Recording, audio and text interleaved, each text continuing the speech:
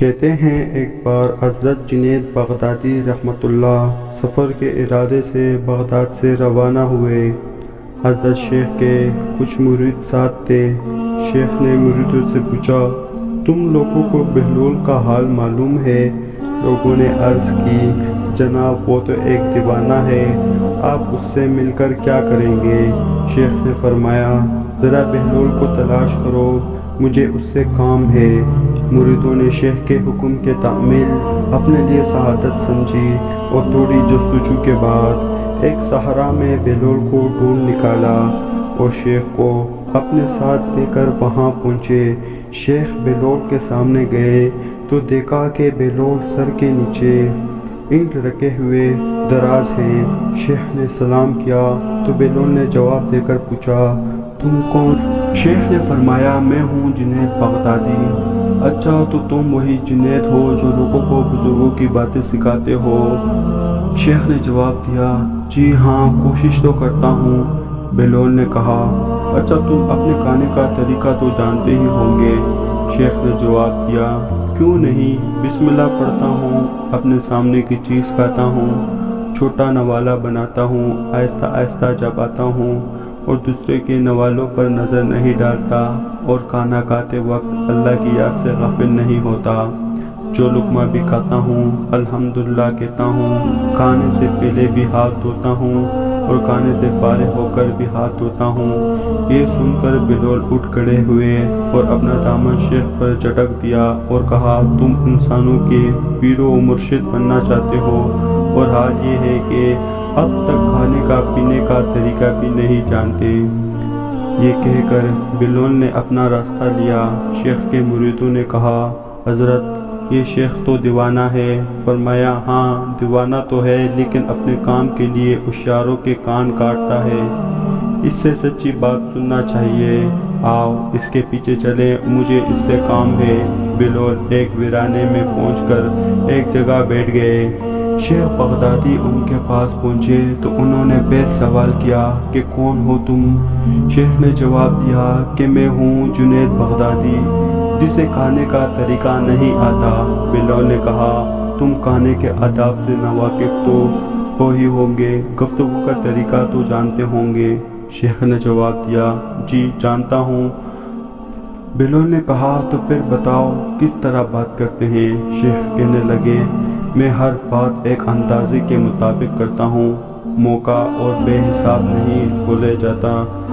سننے والی کے سمجھ کا اندازہ کر کے خالق خدا کو اللہ اور اس کے رسول صلی اللہ علیہ وسلم کے احکام کی طرف متوجہ کرتا ہوں۔ یہ خیال رکھتا ہوں کہ اتنی باتیں نہ کہوں کہ لوگ مجھے سے بیزار ہو جائے۔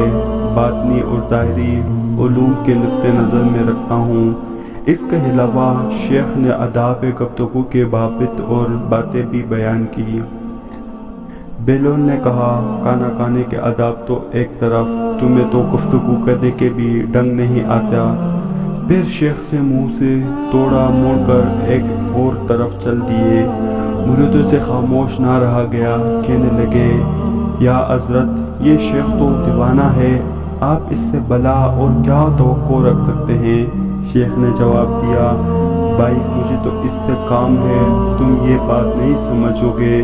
اس کے بعد شیخ نے پھر بہلول کا پیچھا کیا اور بہلول نے مڑ کر کہا، تمہیں کھانا کھانا اور بات کرنے کا طریقہ تو نہیں آتا، سونے کا تو آتا ہوگا؟ شیخ نے فرمایا، جی ہاں معلوم ہے۔